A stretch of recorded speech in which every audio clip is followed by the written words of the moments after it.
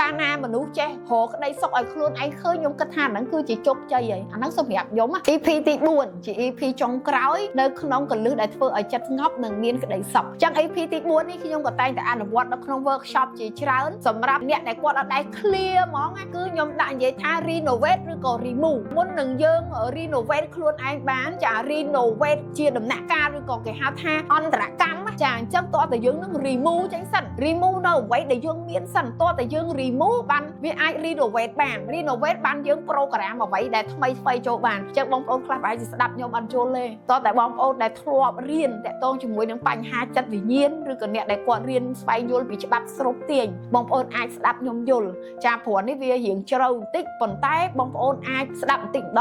ងបើសិនជាយើងមានឧបនិស្ស័យនឹងគ្នាស្ដាប់គ្នាយល់ហើយអញ្ចឹងនៅត្រង់ចំណុច remove នៅក្នុង workshop របស់ខ្ញុំកន្លងមកចាមាន workshop remove មួយអញ្ចឹងអាហ្នឹងគឺជាការសរសេរចេញចាជាទូទៅខ្ញុំឲ្យសរសេរចេញនៅអ្វីដែលយើងឆ្លងកាត់ហើយល្អបំផុត3ខែគេ renovate ឬក៏ remove ម្ដងដើម្បីលាងជម្រះចោលនៅអាទុកកង្វល់ចាស់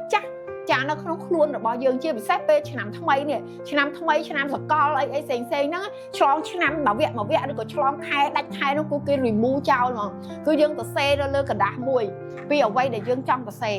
ចាយើងអាចសរសេរពីបទពិសោធន៍ទុកកង្វល់ហើយយើងសរសេរដោយចាប់ផ្ដើមថាខ្ញុំអរគុណនៅអ្វីដែលយើងឆ្លងកាត់ការបែកបាក់ការព្រាត់ប្រាសគេបោកប្រាស់ឬក៏ការឈឺចាប់ការខកចិត្តឬក៏បរាជ័យអីផ្សេងគឺយើងចាប់ផ្ដើមសរសេរវាអស់សរសេរឲ្យអរគុណមកចាអរគុណនៅបទពិសោធន៍ទាំងអស់ព្រោះវាជាដំណាក់កាលដែលយើងឲ្យឆ្លងកាត់ដោយគេនិយាយថាដៃថែបគឺគេដុតកម្ដៅខ្លាំងមែនតើបានវាខ្លាចជាដៃថែបបានមនុស្សយើងដូចគ្នាដែរយើងចង់ខ្លាចជាមនុស្សរឹងមាំមនុស្សបកែមនុស្សអស្ចារ្យវាត្រូវឆ្លងកាត់ពីមួយដំណាក់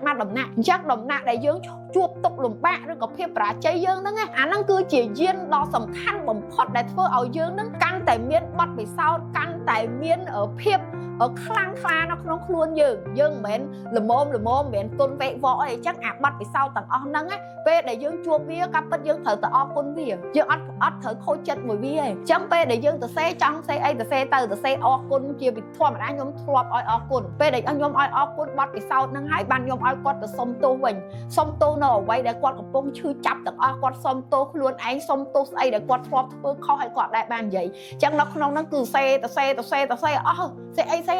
ឬក៏សេចង់រៀបរាប់ប្រាប់នរណាម្នាក់ឬក៏ខឹងអ្នកណាម្នាក់ចង់សរសេរឬក៏ចង់សុំទោសអ្នកណាម្នាក់ឬក៏មានចេតនាធ្វើឲ្យនរណាម្នាក់ខូចចិត្តឈឺចាប់ដោយសារយើងហើយយើងគ្មានឱកាសនៅក្នុងការសារភាពជឿសារភាពនៅក្នុងនឹងទៅសារភាពហើយក៏បោះវាចោលទៅជាទូទៅខ្ញុំតែងតែ workshop មានក្អមមានទឹកអីចឹងដើម្បីបោះចោលផ្ញើនឹងប្រម៉ែធរណីនិងប្រម៉ែគង្គាទៅព្រោះយើងគ្រប់គ្នាគឺរស់ជាមួយនឹងធរណីកាលណាជើងជន់លើដីគឺមានប្រម៉ែធរណីរស់ដោយសារទឹកដីភ្លើងខ្យល់នឹងឯងអាហ្នឹងគឺចក្រវាលរបស់យើងអញ្ចឹងយើងផ្ញើវាទៅចក្រវាលទៅចាឲ្យចក្រវាលរំលាយចោលហើយក៏សូមឲ្យចក្រវាលបានផ្ដល់នៅចាបទពិសោធន៍ថ្មីនិងមេរៀនថ្មីដែលល្អ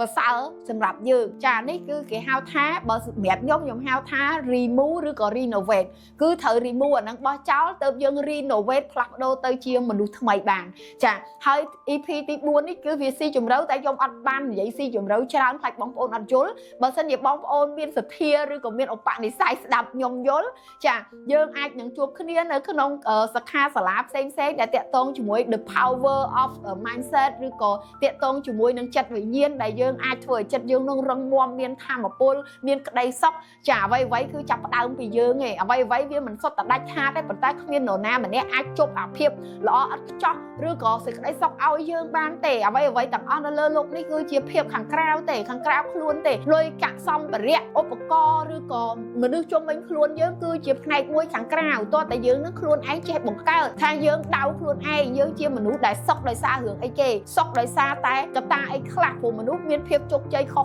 គ្នាមិនមែនដល់មានលុយវល់លៀនហ្នឹងមិនគេហៅជោគជ័យទេក្តីសុខពិតប្រាកដភាពជោគជ័យពិតប្រាកដសម្រាប់ខ្ញុំឲ្យតម្លៃទៅលើក្តីសុខហ្មងកាលណាមនុស្សចេះរកក្តីសុខឲ្យខ្លួនឯងឃើញខ្ញុំគិតថាហ្នឹងគឺជាជោគជ័យហើយអាហ្នឹងសម្រាប់ខ្ញុំអញ្ចឹងសង្ឃឹមថា EP ទី4នេះបងប្អូនអាចព្យាយាមស្ដាប់បើស្ដាប់ម្ដងមិនយល់គឺអាចស្ដាប់បន្តិចដងទៅចាវាអាចនឹងឲ្យបងប្អូនទាំងអស់គ្នាយកអ្វីដែលខ្ញុំនិយាយហ្នឹងយកទៅអនុវត្តហើយខ្ញុំនៅតែរីករាយមិនបាច់ខ្វែងចិត្តខ្ញុំទេចា មានបញ្ហាសាកសួរអីផ្សេងតាក់ទងជាមួយនឹងបញ្ហាផ្លូវចិត្តឬក៏ធម៌ពលផ្លូវចិត្តហ្នឹងបងប្អូនអាចសួរទៅខ្ញុំនឹងធ្វើវីដេអូជាច្រើនជូនបងប្អូនទាំងអស់គ្នាជាបន្តកុំភ្លេចចូលរួមនៅក្នុងការផ្ដល់កម្លាំងចិត្តជាបន្តទៀតឬក៏គាំទ្រនៅអ្វីល្អៗជាមួយគ្នាព្រោះខ្ញុំតាំងចិត្តធ្វើវីដេអូនឹងក្នុង page នេះឡើងគឺតាំងចិត្តមែនតើគឺធ្វើដើម្បីចូលរួមចំណែកនៅក្នុងការស្ដារស្ថានភាពផ្លូវចិត្តឬក៏ស្ដារស្ថានភាពជីវិតឬក៏ចង់ឲ្យអ្នកដែលគាត់ចង់អភិវឌ្ឍខ្លួននិងស្វែងរកខ្លួនឯងជាមនុស្សថ្មីហ្នឹងគាត់បានរៀនសូត្រនិងស្វែងយល់អញ្ចឹងកុំភ្លេច follow និងចែករំលែក page The New Is Me